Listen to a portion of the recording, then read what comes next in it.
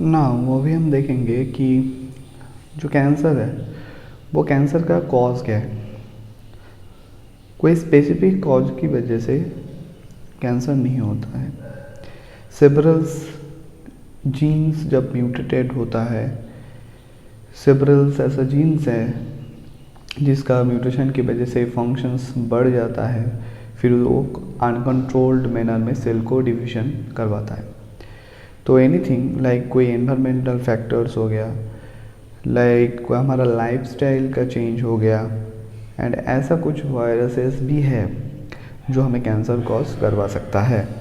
तो पहले आते हैं कार्सिनोजेनिक केमिकल्स। कोई भी कार्सिनोजेनिक केमिकल्स, चाहे वो फूड में हो, चाहे वो हम सिगरेट जो स्मोक करते हैं उसमें हो, तो कोई भी कार्सिनोजेनिक जो केमिकल है वो अगर हमारा बॉडी में जाके जिनका ऑल्ट्रेशंस कर सकता है, म्यूटेशन करवा सकता है, सो डायरेक्टली म्यूटाजेनिक, अगर ये डायरेक्टली म्यूटेशन कॉज कर सकता है या फिर और convert to mutagenic compound by cellular enzyme. हमारा बॉडी में ऐसा बहुत सारा सेलुलर एंजाइम्स है जिसकी वजह से अगर ये म्यूटाजेनिक किसी कंपाउंड में कन्वर्ट होता है एंड फिर वो जाके जो जीन का म्यूटेशन करवाता है तो कैंसर हो सकता है। तो main thing is alteration of the genome.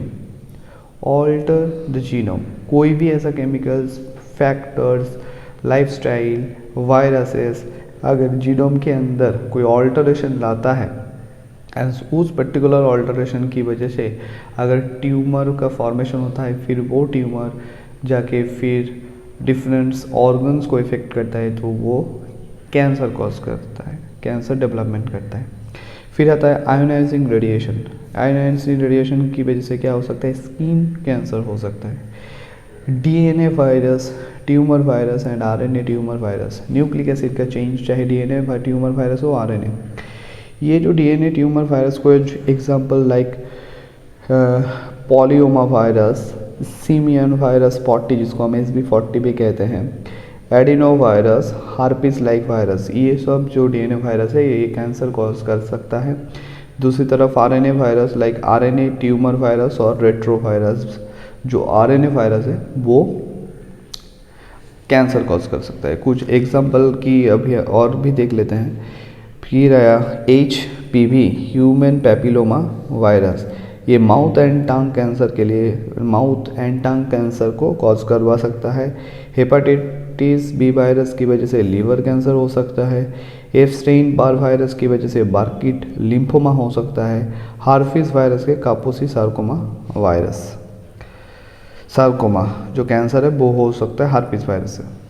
सो कोई भी biophysical agent, environment like air pollutions और सनलाइट की वजह से कैंसर हो सकता है। दूसरी तरफ कोई भी लाइफस्टाइल एंड बिहेवियरल फैक्टर की वजह से भी कैंसर हो सकता है। तो कैंसर इजीली ऐसे नहीं होता, उसके लिए सेवरल म्यूटेशन चाहिए, वो भी हम देखेंगे जो नेक्स्ट वीडियोस आएंगे उसमें देखेंगे। अभी थोड़ा सा देख लेते हैं। चाहे कोई एक सेल हो, कोई केमिकल कंपाउंड हो सेल के अंदर घुस गया हो, या फिर कोई सन एक्सपोजर हो, या फिर कोई एयर पोल्यूशन की वजह से कोई केमिकल घुस गया हो, कोई भी फैक्टर अगर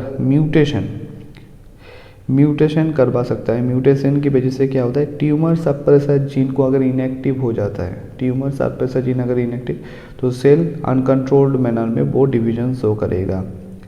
फिर डिवीजन शो करने के बाद अगर इसको रिपेयर नहीं किया गया तो डीएनए रिपेयर जो जीन्स हैं उसके अंदर भी अगर म्यूटेशन हो जाता है, अगर प्रोटो ऑन्कोजो जीन्स हैं हमारे बॉडी के अंदर, अगर वो ऑन्कोजिन में कन्वर्ट होता है। प्रोटो ऑन्कोजिन क्या है, ऑन्कोजिन क्या है, हम वीडियो में डिस्कस करेंगे बाद में।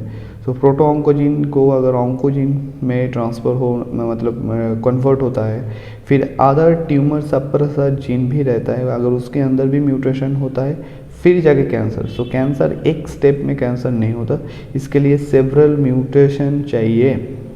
एक कैंसर को डेवलपमेंट के लिए सेवरल म्यूटेशन चाहिए, एक ही म्यूटेशन में कैंसर नहीं होता, इसके लिए सेवरल म्यूटेशन की नीडेड होता है।